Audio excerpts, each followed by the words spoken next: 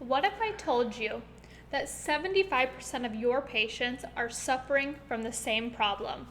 That this one problem alone is holding them back at work from working with utmost productivity and efficiency. It's causing them unnecessary pain. It's decreasing their quality of life. Computer vision syndrome. Computer vision syndrome is a new syndrome that's been discovered demonstrating that there's a direct association between computer use and eye strain, headaches, neck pain. And today, you're going to learn all about ocular neuro rehabilitation and why this is the solution to computer vision syndrome. You're going to discover a step-by-step protocol to analyze and correct computer vision syndrome. Plus, this is really simple to implement for all posture professionals. Now, anytime that we create material, we're always thinking about your success in mind. So we wanted to put together some easy to implement protocols. You'll literally walk away from this webinar with a step-by-step solution of how to take a case history, of how to analyze and assess, as well as correct computer vision syndrome. Now, of course, a lot of you guys are going to want this done for you. The question I'm going to get in email in the Facebook groups is, hey, can I get the done for me protocol? And the answer is absolutely yes, which is why we've put together a brand new course called Ocular Neuro Rehabilitation. Now, I'm going to tell you more about it at the end of the webinar, but I just wanted to give you a heads up now. And just to let you know, if you stay until the end of the webinar, you are going to qualify for a fast action webinar bonus just for our live webinar attendees. So be sure to stay till the end. I'll tell you more about the course, how you can get enrolled, and of course, how you can take advantage of the webinar only bonus. So back to computer vision syndrome. What exactly is computer vision syndrome? Well, symptoms of computer vision syndrome are eye strain, headaches, ocular discomfort, dry eyes, diplopia, blurred vision after prolonged computer use, and stiffness of the neck and shoulders. Now, what does the research have to say? So we did a research review, and this one was really interesting. It was showing that there's decreased quality of life from computer use. So in 2007, the research study demonstrated that computer workers have more visual symptoms, more physical symptoms, and that these symptoms affect their quality of life. Now, employees who participated in the study spent on average 6 hours per day in front of their computer, and 70% of these employees who participated in the study actually had to use something to correct their vision. And then another research study shows that visual dysfunction can occur after just 1 hour of computer use. So I gotta emphasize this, 1 hour, you guys. I mean, we are talking after 1 hour of computer use, there's demonstration of visual dysfunction. Now, this is really important to us because if our average patient is spending more than 6 hours per day on their computer, imagine what this is doing for their visual system. So this research demonstrated that there was diminished power of accommodation, removal of the near point convergence, and deviation of phoria for near vision. There were significant differences between the results achieved before and after work concerning accommodation and convergence. The results from the study suggest that weakness of these important visual functions could be the cause of eye strain in computer workers. So again, after just 1 hour, we're seeing visual dysfunction, and then after a full day of work, there's significant differences between the results before work and after work for accommodation, which is near and far, and for convergence of the eyes. Convergence is your ability to bring your eyes to midline. Understanding the visual system is absolutely fundamental for posture professionals. So I'm not just telling you this to tell you one more thing to consider about your patients. I'm telling you this because this is a fundamental concept for all posture professionals. There's two main reasons that all posture professionals need to understand the visual system. The first is for orientation. Our visual system allows us to orient our body within space. I mean, if you think about it, the role of our vision is really to scan the environment and see if there's any sort of dangerous objects in our way. So, back in the day, maybe it was a lion if we were hunting for food. Now it's, am I going to trip over something, or am I going to hit a car in front of me? So our eyes, our visual system scans our environment looking for potential dangerous situations. It also helps us orient our body upright. Now, what happens if you have visual dysfunction? How does that change your orientation? I want to give you two examples here.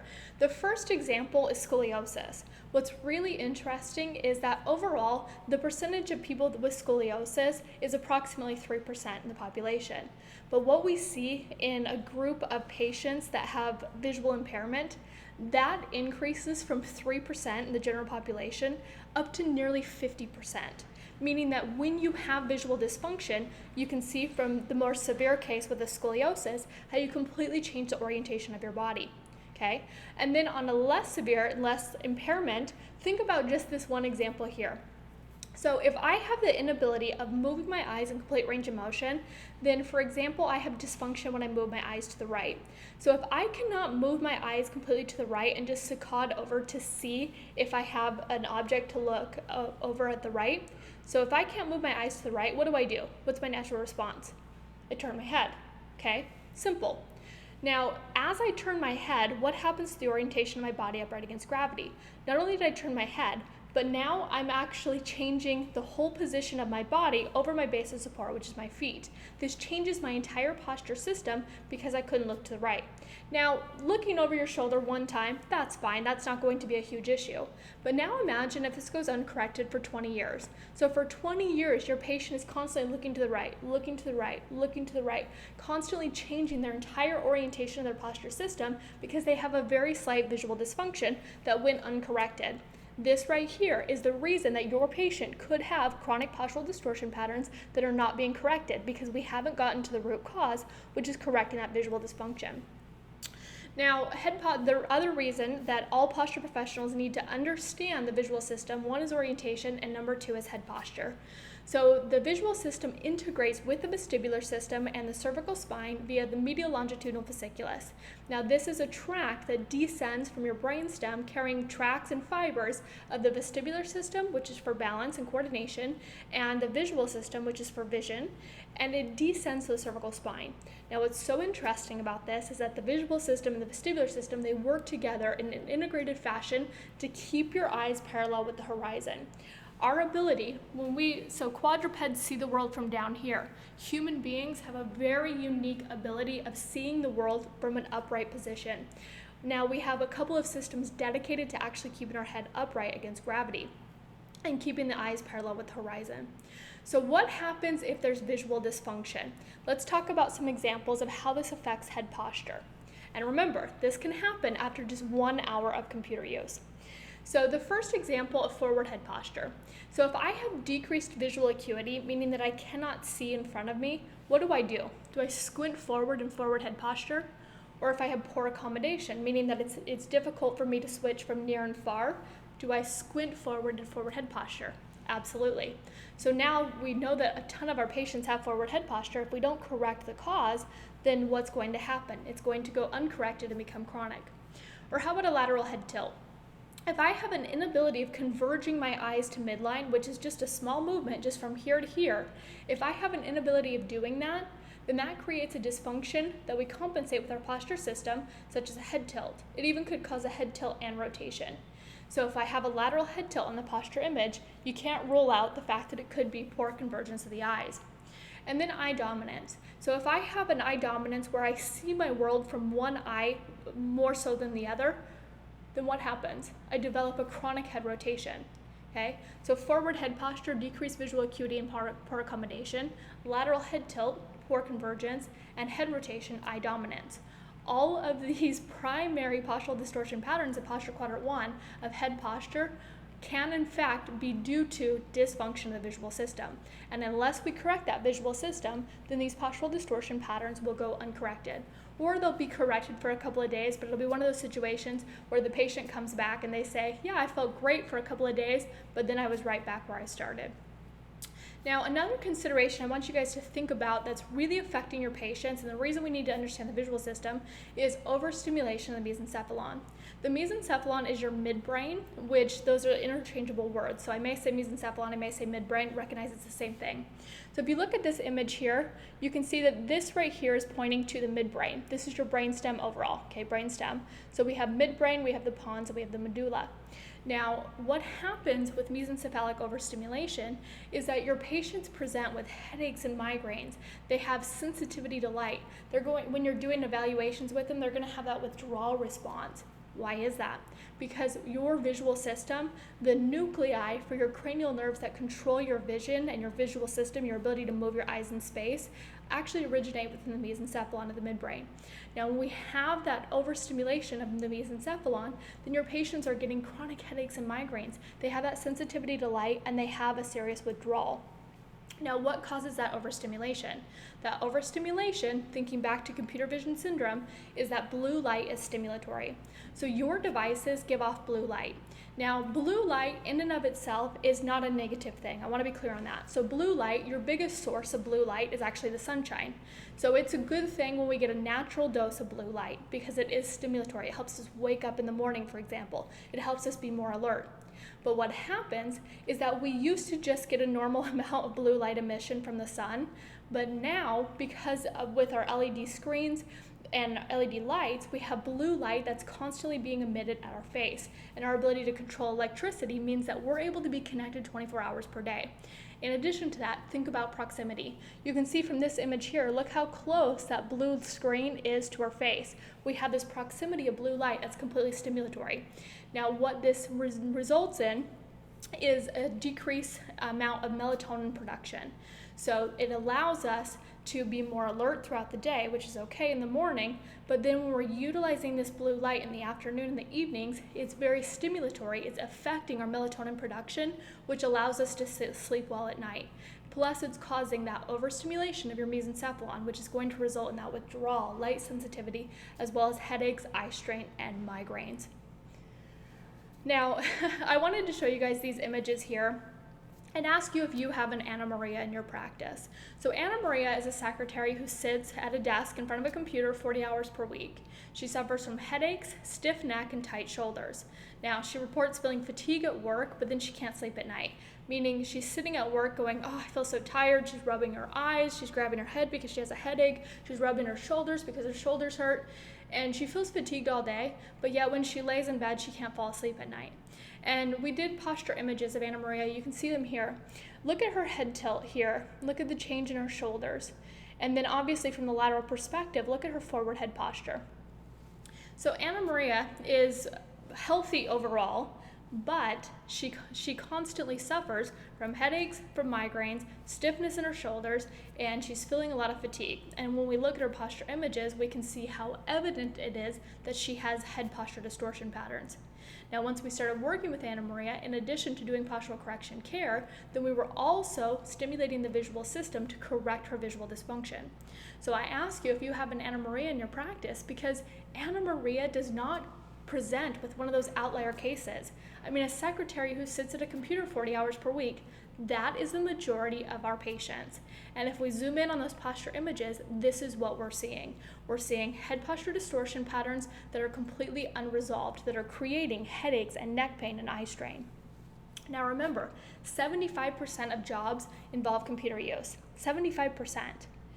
Now, if you're a certified posture expert, then you're looking at this image and you're going, yeah, I know so many of my patients work in front of a computer. I know about tech neck.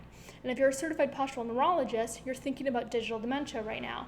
And if you're a certified ergonomist, you're looking at this picture, you're cringing because you can't stand the ergonomic setup in this, but you're also thinking about sitting disease. So we have our certified posture experts with tech neck, we have our certified postural neurologists who understand digital dementia, and then we have the certified ergonomists who are taking an active stand against sitting disease. But then now there's this. There's computer vision syndrome. And up to 90% of computer workers have computer vision syndrome. So 75% of jobs require computer use. And then up to 90% of these computer workers have computer vision syndrome. So we're not talking about the 1 in a million patient. We are talking about 75% of the patients who come into your practice every single day. Now, if we don't work together, how are we ever going to create change? Because the solution is not to get rid of technology. I say this in all the webinars we do. I'm never suggesting that we say, close your laptop, never open it again, don't use your smartphone. That's not a realistic solution. The solution is to come together, work together to create serious change. When we can reduce the amount of screen time that people are utilizing and improve their body function while engaging with technology, now we've created an amazing change together. We can do this as posture professionals. So let's talk about some step-by-step protocols that you can implement right away with your patients. How we're going to break this down is, number one, we're going to do a case history, and then we're going to go through the ocular neuro assessment flowchart, and then the ocular neuro rehabilitation protocols. So it'll be a 3-step system here, starting with the case history. So when the patient comes in, you're doing a case history with them. Now, what's important, I want you to ask specific questions. There's about 20 questions overall that we recommend you ask for ocular neuro rehabilitation. I have a few of them listed here. And in the course, we actually have done for you intake forms so that you can just have your patient fill it out. You don't even have to actually ask them the questions. You can just look at their forms. But basically, we want to understand how much and how often they're interacting with their computer, and then how it makes them feel. Also, we want to know if they have learning disorders, and we want to know how they're sleeping at night. So some examples of questions that you're going to ask on the intake is, how many hours per day do you spend on a computer in front of your device? Do you look down for prolonged periods of time? Do your eyes commonly fatigue while you're at work? Do you experience headaches, eye strain? Is your computer monitor at eye level, or are you constantly looking down? Do you experience migraines? Do you have sensitivity to light? Do you squint forward to read your computer monitor? Do you have stiffness in your neck and shoulders? Do you have dry eyes? Do you have neck pain? So these are a few of the questions that you're going to ask on that history. And then you're going to take the history, and then you're going to apply it right here to this ocular neuro rehabilitation flowchart. How cool is this, right? So this is very straightforward for you. Now, whenever we're putting together these protocols, whether it's for assessment or correction, we want it to be very simple for you to follow, because we want you to just get right to the root cause. We don't want you to have to spend hours and hours per assessment trying to figure out what exactly is going on. So you can see here at the bottom of this chart that we have ergonomic protocol, functional protocol, and brain-based protocol. I'll talk about the protocols in a minute. I want you to focus right here, right now. So we just did the case history. Now we're going to take that case history information and we're going to apply it directly here. So based upon things that we see in their case history, this is going to be an indication to us that we may need to implement the ergonomic protocol with them. Okay, so for example, Anna Maria, eye strain. She uses the device way more than 4 hours per day. She has headaches. She has sensitivity to light, and she had visual fatigue. And we're not sure if she had difficulty reading. We would ask that in the intake form. So you're going to ask those questions, and then you're going to understand right here if they need that ergonomic protocol. So the ergonomic protocol comes direct from the case history. And then for the functional protocol, then that's going to be from your functional test. So let me explain the difference between the functional protocol as well as the brain-based protocol. So the functional protocol is based upon alignment and my functional capability as a human being to move my eyes in the proper direction within space. Again, the functional protocol is alignment of my posture system while moving my eyes, and alignment of my two eyes, and then my functional capability to move my eyes within space. Okay, that's your functional protocol, functional evaluations to determine if there's a functional deficit. And then there's also the brain-based protocol. So we do neurologic evaluations, evaluating certain parts of the brain. And the reason we're doing this, the whole purpose of it, is to determine if there's certain areas of your brain that have decreased function or deficits that are preventing us from moving our eyes in certain ways. So for example, is it in the motor cortex? Maybe it's in the cerebellum. Maybe it's in the mesencephalon. Maybe it's in the pons. We need to understand that, and we can easily evaluate that with neurologic evaluations. So today I wanted to show you a couple of brain-based evaluations that we would do with a patient like Anna Maria. The first is saccades, and the second is the optokinetic reflex. So first with saccades, what is a saccade and what part of the brain controls it? So basically a saccade is this. It's your ability to quickly move your eyes in space and hit a target. So for example, if I am looking here at my finger and then I see a movement over here and I want to scan my environment, I'm going to quickly move my eyes over here, okay? My ability to quickly move my eyes and then hit my target is what's called a saccade. Now, I'm actually engaging two parts of my brain to perform this movement. So the first is within your frontal lobe, you have the motor cortex. Okay, this is your frontal lobe. Within your frontal lobe, you have the motor cortex. So within the motor cortex, you have what's called the frontal eye field. Now, the frontal eye field is the part of your brain that initiates saccades. So it initiates your ability to move your eyes quickly. Okay, so we would know that there's dysfunction of this area of the brain if we are unable to move in that direction, and or we have a sluggish movement, because the saccade should be fast, fast, fast. If it's slow and sluggish, this is going to be an indication of decreased frontal eye field function within the motor cortex. And then we're also evaluating for accuracy and precision. So if I quickly move my eyes, do I hit my target or do I completely overshoot? Meaning, if I want to look right here, am I able to quickly look there? Or do I end up looking over here or over here? Or do I move my eyes, but I also move my head completely in space? So my ability to move my eyes quickly and initiate that movement is the motor cortex, the frontal eye field. My ability to hit my target with accuracy and precision and see what it is that I'm trying to look at is with the cerebellum. The cerebellum, the role of the cerebellum is for accuracy and precision and coordination. So my ability to hit my target is the cerebellum. Now, how we'll know if there's cerebellar dysfunction is you do this test on the patient and they're supposed to look here and you'll see that they look all the way over here. Okay, you'll be able to tell if they have that accuracy. So this is exactly how to perform the brain-based evaluation. With the patient, you're going to hold up 2 fingers. You're going to do this on the left and then on the right, and you're going to have them look in the middle first. And then when there's a cue of you moving your finger, or it could be auditory, then they're going to quickly saccade there and back, okay? Quickly saccade and back. And you're checking for their ability to move quickly and then hit their target. You're going to perform that on the right and the left. And then the next brain-based evaluation that you're going to perform is the optokinetic reflex. Now, just a word about optokinetics. Optokinetics is our ability to scan something that's moving in space. So for example, if something is moving in front of you, your ability to focus on that even though it's moving and not move your eyes all over space to focus on a target, that's optokinetic. Now there's 2 types of optokinetics. There's vertical and there's horizontal, okay? So things could move vertically in space, we understand that. They could also move horizontally in space. Now, vertical movements is midbrain. So our ability to focus on something that's moving vertically within space is initiated with the midbrain or the mesencephalon. The horizontal movements, our ability to track horizontal movements is pons. So if we look at our brainstem here, here's the midbrain, okay? That's going to be vertical optokinetic, and then in pons is horizontal optokinetics, okay? So how we evaluate that is by evaluating the optokinetic reflex, our ability to track movement. So this is an app, and you guys can all get this on your iPad. I think it's free, but essentially you watch this, the black line, the black line, the black line, the black line, and what you're seeing is the eye doing this, okay, in a controlled fashion.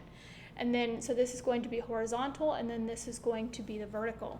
Now, a positive test would be indication of jerkiness. Do I move my posture system because I'm so disoriented, meaning that I can't track my eyes, so I start turning my head to the left, for example, or I start having a head rotation, or I go into a nystagmus. A nystagmus is going to be jerky movements of the eyes, or just an inability to catch the movement, so I start pursuing instead of having a quick movement of the eyes, okay? So that would be a positive indication of optokinetic dysfunction. And remember, if it's vertical, it's midbrain, and if it's horizontal, it's going to be the pons. So now that we've done our evaluations, and those are 2, there's a whole protocol for brain-based assessments overall. Now let's talk about how we're going to correct the problem. So what does it mean? I mean, if I see that they have dysfunction in their visual system, well then what do I do? So there's 4 components of effective rehabilitation. Number 1 is motivation, number 2 is repetition, number 3 is feedback, and number 4 is multisensory. Let's talk about that. So whenever we're doing our treatment protocols, the goal, especially when working with the visual system, is to stimulate neuroplasticity. What's neuroplasticity? Neuroplasticity is changes in your brain with improvement. So for example, motivation, we should have motivation of each of the exercises that we're doing. So if I'm doing an exercise of saccade, what's my motivation? What's my goal? My goal is to hit my target. What's my goal overall that day of doing ocular neurorehabilitation, okay? My goal is to improve saccades. My goal is to improve pursuits, whatever it is.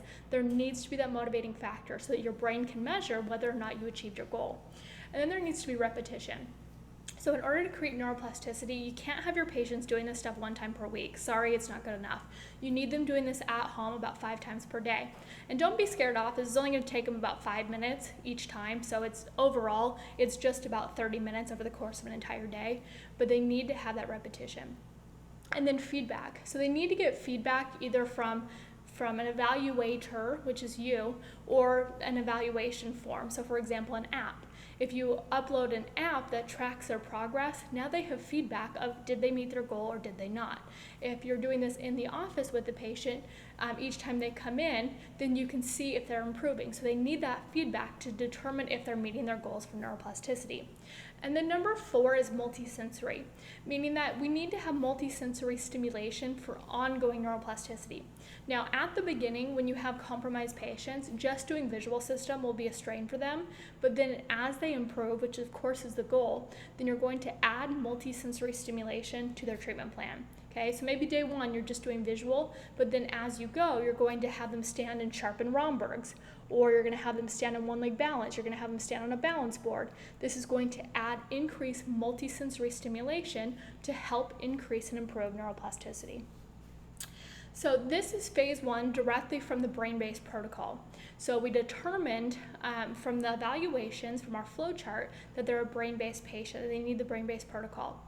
And then just a quick word here, if they need the brain-based protocol, it doesn't mean that they don't also need the ergonomic protocol, okay? So usually the ergonomic protocol will be matched with functional and or brain-based. Okay, so here's the brain-based protocol. It's going to be broken down into a couple of phases.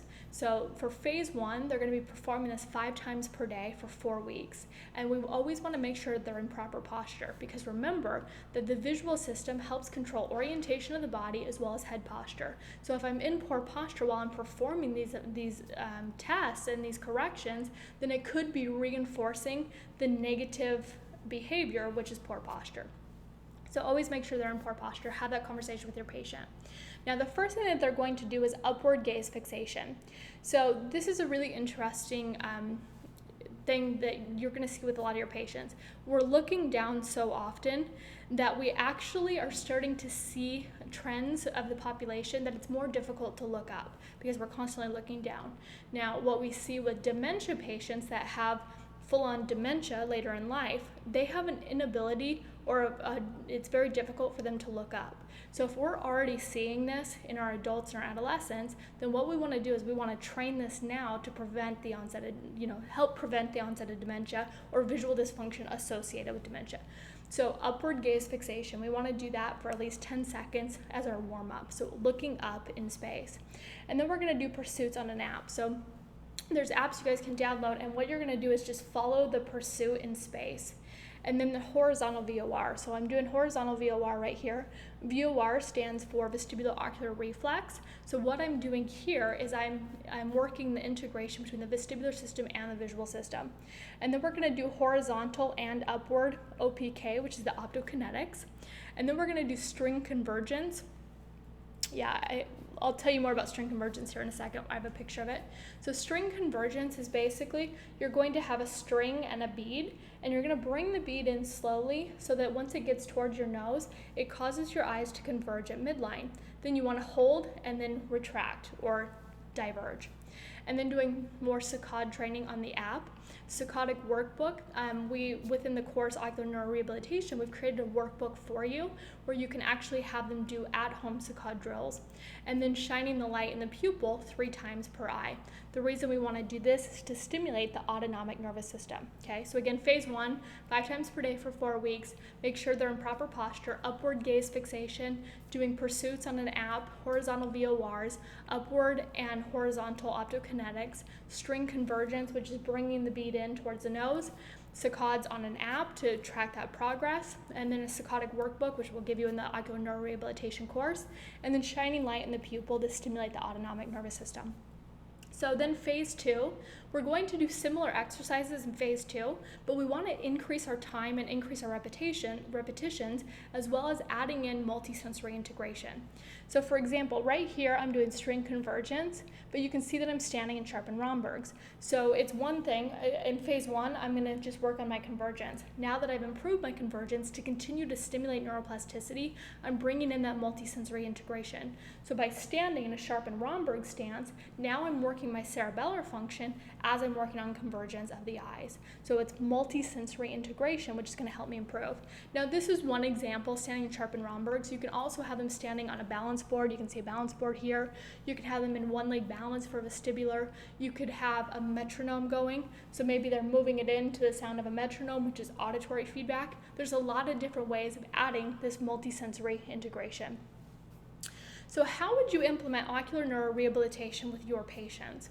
Well, you can integrate it with your current protocols and your current treatments, because this is not something that requires a ton of your time or attention. Essentially, all you need to do is teach them the exercises, and then they can perform them on their own in your office and or at home. Now, within the ocular neurorehabilitation course, we have done for you protocols. They're completely done for you so that you can easily implement them with your patients. You can do it in office and at home.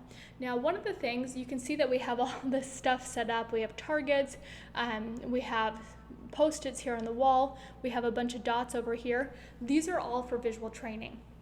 Now, in addition to that, for in-office rehabilitation, we've created some new posters for you so that you don't even have to put up Post-its. So instead of, because these are that have letters on them, it's for saccades and pursuits. Now, we've put together a bunch of posters for you so that you can actually just hang these in your office, and that can be your visual rehabilitation part of your office, just to make your life easier. Now, who is ocular neurorehabilitation for? Ocular neurorehabilitation is perfect for computer workers, for patients who have ongoing headache and neck pain, for patients who have head posture distortion patterns that aren't resolving, and then pediatric patients with learning disorders. Let's stop here for a quick second because this is huge. So your ability to help a child who has learning disorder by working with their visual system is phenomenal. I mean, we've seen that there's tremendous breakthroughs for children who have dyslexia and ADHD in particular. So it's not that ADHD and dyslexia are only visual dysfunction problems, they're multi-sensory problems. However, by improving their visual system, you're going to help improve their ability to read and concentrate and fixate on certain targets. You can have tremendous breakthroughs with your pediatric patients with learning disorders. And also athletes for sports performance. There's a ton of research out there demonstrating that high-level athletes have better visual function than a standard athlete, meaning that we can train this. We have muscles surrounding our eyes, right? We can train them just like we'd train a bicep. So by working with athletes, if that's your niche that you prefer working with, doing visual training for sports performance is huge. It's going to help give them the edge. I mean, you think about putting while playing golf, you think about hitting a baseball, this requires incredible visual function. So you can help train this for your athletes. So again, ocular neurorehabilitation is going to be for your computer workers, headache and neck pain patients, head posture distortion pattern patients, pediatric patients with learning disorders, as well as athletes for sports performance. Now, you might be wondering, how much time is it going to take to implement ocular neurorehabilitation? Because if I were in your shoes, if I was watching this webinar, I would say, absolutely, I need this. This makes complete sense as a posture professional, but I'm wondering, how much time is it going to take and how much is it going to cost me? So the amount of time that it's going to take is going to be extremely minimal. The reason being is because we've done a lot of the work for you. We have the intake form. The patient's going to fill out the intake form, and you're going to glance over it. You're going to see if they qualify for ocular neurorehabilitation. If they do, if they're in one of the 5 categories that we just showed you, if there are any of these patients, then you're going to do a quick assessment, and you're going to determine if they're in the ergonomic protocol, which they likely are if they're a computer worker, and then if they're a functional patient or if they're a brain-based patient. And then all you need to do is implement the done-for-you protocols. So the amount of time it's going to take for the benefit is very minimal time for a huge amount of benefit in return. And then, is it expensive to implement? You know, it doesn't require hardly any equipment. I mean, you saw that we've made posters so that you don't even have to get Post-its to put on the wall, but essentially you need a clock, you need posters, you need such minimal equipment, a pen light to put in the eye, you need some glasses, which the patients are actually going to buy from you. So it's a super minimal amount of equipment that you're going to have to invest in to implement ocular neurorehabilitation. We do recommend that you get a few things, but it won't be something that costs a lot of money to implement. Now, I keep going back to this slide because I know when I read this in the research, I was taken aback by it. That visual dysfunction can occur after 1 hour of computer use. 1 hour, you guys. I mean, our patients are spending so much more than 1 hour on their computers. Now, 75% of jobs require computer use, but I would say that probably 99% of our patients, that even if they don't work with a computer, they're spending at least 1 hour on a device per day. Visual dysfunction has a direct impact on the posture system. We've seen how visual dysfunction creates forward head posture, lateral head tilt, head rotation. And of course, it's affecting the quality of life of your patients every single day. We understand that if they work at a computer, then they're more likely to have visual symptoms, physical symptoms, and a decreased quality of life. You can be the solution to a problem that is affecting 75% of your patients. You can help them achieve better results, help them overcome their unnecessary pain, help them be more focused at work, and help them sleep better when you master ocular neuro rehabilitation. Now, you are the hero to your patients. You're the hero in your practice. They come to you because they're in pain, because they want to be better, because they're looking for something else. You're the hero to your patients. I just want to be the guide to help you be that hero. And we've put together a course that is going to guide you step by step with how to implement ocular neuro rehabilitation. This is your guide so that you can then be the hero by getting better results to your patients. Your patients need you. Now, there's the hard way and there's the easy way. So I just wanted to show you guys here the amount of books that all the research that went into. So this is just the amount of textbooks, let alone the hundreds of research studies that we went through on the visual system. Now, there is so much complex information out there. I've taken lots of courses on it. I have read, this textbook alone, look at the size of this thing, right? Neurology of eye movements. And then going through other research studies, there's a lot of information out there, but I can tell you that it's incredibly overwhelming. It's going to take you years to go through all this information. That's the hard way. I've already done the work for you. I can promise you that I took all the most important concepts out of here and broken them down specifically for you, for posture professionals. You don't need to know every single thing about the visual system, but what you do need to know is how it's impacting functional movements, how it's impacting postural alignment, and how it's impacting brain-based function. You're going to learn all of these things in the ocular neuro rehabilitation course. So there's a hard way, do it yourself, or there's the easy way, where I've already gone through the research, I've gone through the textbooks and the courses, and I've broken it down in a way that makes sense for you and for your patients. So I want to present to you the Ocular Neuro Rehabilitation online course, and I want to tell you what exactly is included in the online course. We're really excited about it. This is the first time we're releasing it. So with Module 1, you're going to learn about the visual system and posture. You're going to learn about the visual system and scoliosis. You guys are going to love this part. There's really interesting research that, essentially, if we're not checking the visual system with our scoliosis patients, we are missing a huge piece of the puzzle. So I want to provide that piece to the puzzle for you. And then visual system and learning disorders. So again, going back to our children who are suffering from ADHD and dyslexia, imagine if you can help a dyslexic patient read better by improving their visual function.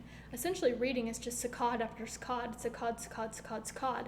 If you can improve their saccadic function, you've just changed that child's life. You have taken them from highly dyslexic to improved reading capabilities, which then improves they feel less embarrassed in class. They have better performance in the classroom. Now they have more confidence when they're with their friends. The overlying of impact that you can have on your patients is huge. And in addition to that, computer vision syndrome, which 75% of your patients likely have. And then in Module 2, we're going to discuss the neuroanatomy and physiology of the visual system. Module 3 is the assessment flow chart, and then you're going to learn precisely how to perform functional and brain-based assessments.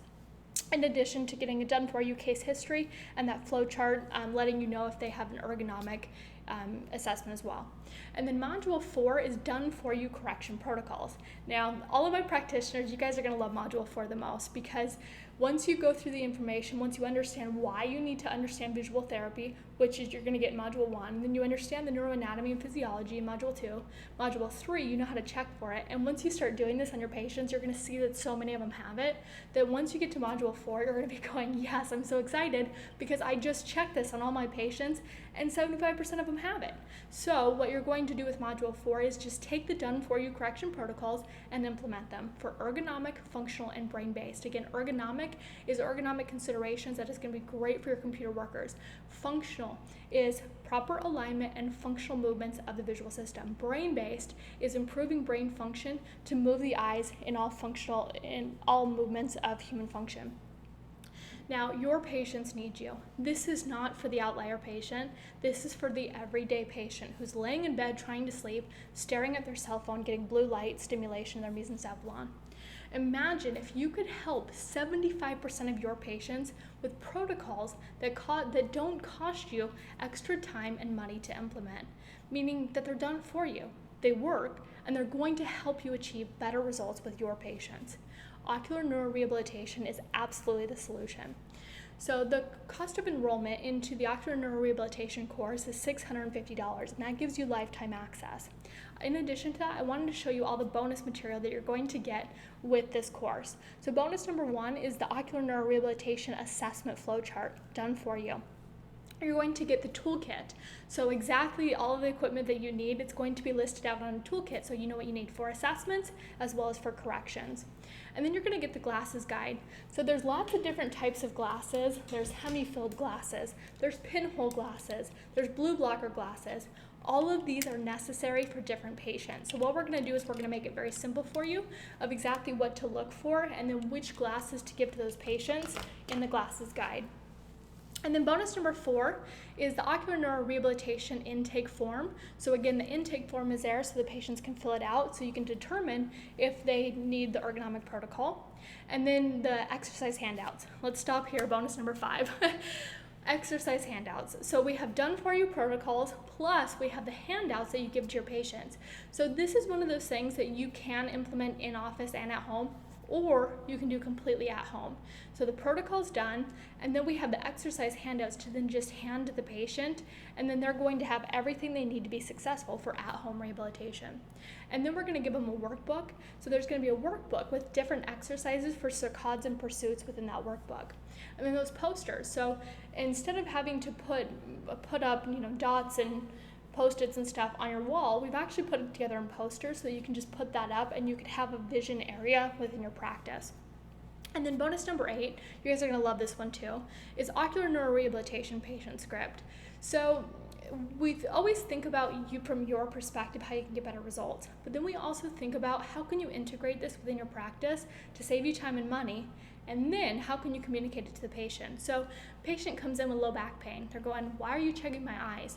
We want to take them from, hey, I have neck pain, hey, I have back pain, to I understand precisely why I need to have ocular neurorehabilitation. So we put together a script for you that you can follow word for word, or you can take the main concepts and then communicate that directly to your patient. So if we look at this overall, lifetime access into ocular neurorehabilitation is a total of $650. The assessment flow chart is $250. The toolkit checklist, $250. The correction protocols, $500. Exercise handouts valued at $250. Intake history form valued at $250. The glasses guide valued at $200. The posters valued at $100. And the at-home rehab workbook valued at $100.